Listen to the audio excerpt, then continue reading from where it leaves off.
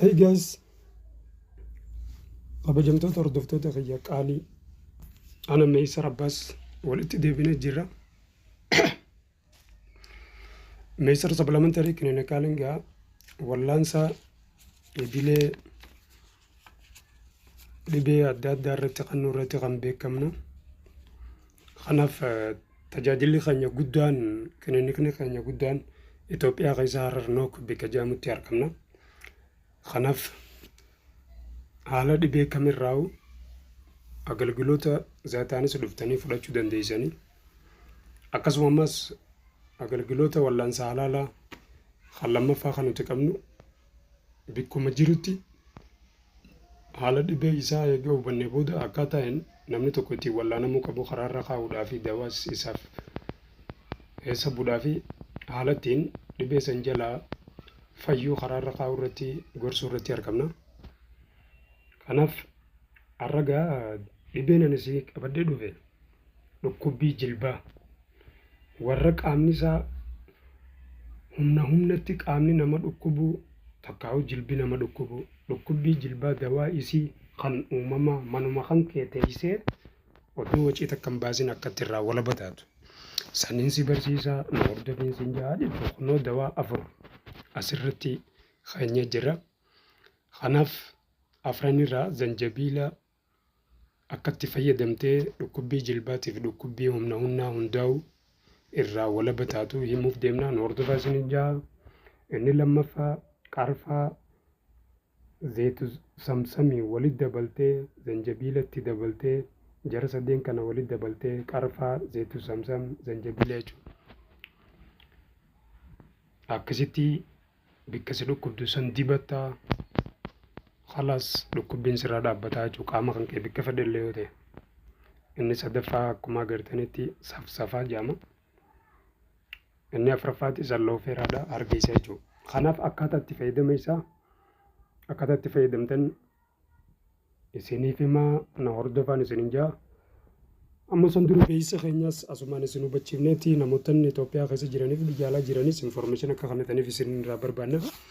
Meeysar supplementary clinical egaa wallaansa idilee tajaajila yeroo dheeraaf kannaa kan ture keessattuu baasuur dhibee baasuur tokkaa'uu hintaarot kajaamu.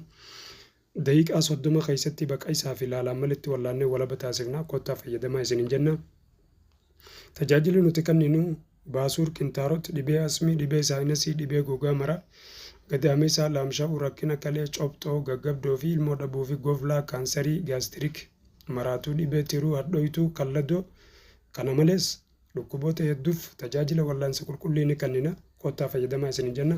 Teessoon keenya Harar Nookitti argamna. Odeeffannoo dabalataatiif Duwwaa 9 87 87 23 irratti heloo jettanii information feetan nu gaafachuu dandeessanii jechuudha. Duwwaa 9 20 68 83 irratti heloo jettanii information jiru nu gaafachuu dandeessanii isinin jaa. Kunoo lakkoofsi keenya kaasirratti agartan kana ta'a saafetanii nu dawwaltanii haala dhibee kamirraa'u dawaa isiitii fi yaala wallaansa isii zaataanis dhuftanii fudhachuu dandeessanii bakka jirtanittis haala akkamiin akka irraa fayyuu dandeessan irratti gaafii qabdan nu gaafachuu dandeessanii jechuudha. Kanaaf amma karaa dawaa akkaataa itti fayyadaman dawaa afran isinii qabadhee dhiyaadhee isinitti himaa na hordofan afirraa qoti. Inni tokkoffaa zanjabiileen dhukkubbii qaamaatii fi takkaa'u dhukkubbii jilbaatiif dhukkubbii humnaatiif zanjabiila haalli nuti itti fayyadamnu haala lamaan. Inni tokkoffaa bifa shaayitiin dhuunus nurraa dhaabaa jechuudha. Bifa shaayitiin ganamaa galgala nyaata keenya irratti akka qashiiraa godhannee danfifannee yoo dhuunes nurraa dhaabaa jechuudha dhukkubbii. Inni lammaffaa zanjabiiluma kana bifti nuti itti fayyadamuu dandeenyu isa hurreessinee yoonii fi jiifne zayituun yoo jiifne takkaa'u qalii yoo jiifne bakka nu dhukkubdu san hin sukkumne zeetaan egaa jiifne booda bakka nu dhukkubdu san nurraa dhaabbachuu dandeessi jechuudha. Ganamaa galgala sukkuumaan jechuudha. Dawaan lammaffaadhaa kan bakka nu dhukkubdu san dibannu jechuudha. Kana numa dibanna malee garatti hin fudhannu isteeppii lammaffaa dawaa lammaffaa isinii deemu kanarratti. Lammaffaan kun akkamitti dibannu yoo dawaa 3 walitti dabaltee dibatta. Dawaan 3 qarfaataa akka qarfuma mana keessa qatti fayyadamnu kana hurreessiteeti zeetu samsam zeeta salliixaa jaama zeeta salliixaa hodee fuutee qarfaa maanka takka fuutee zanjabiila ammas hurraa maanka tokko fuutee qarfaa zanjabiila hurraa isaan lamaan kana eega qarfaa fi zanjabiila maankaa takka takka walitti dabaltee booda zeeta salliixaa kana akkasitti irra buustee qiyaasa isaan lamaan kana walitti jiisutti jiistee akkasitti bikka si dhukkubdu san sukkuummattaanii jechuu ganama galgala dhukkubbi jechuma qax obboleessa kiyya obboleettiiti dawaa uumamaa ka ajaa'ibaa hatta biyaan feesifne jechuudha si galee inni sadaffaan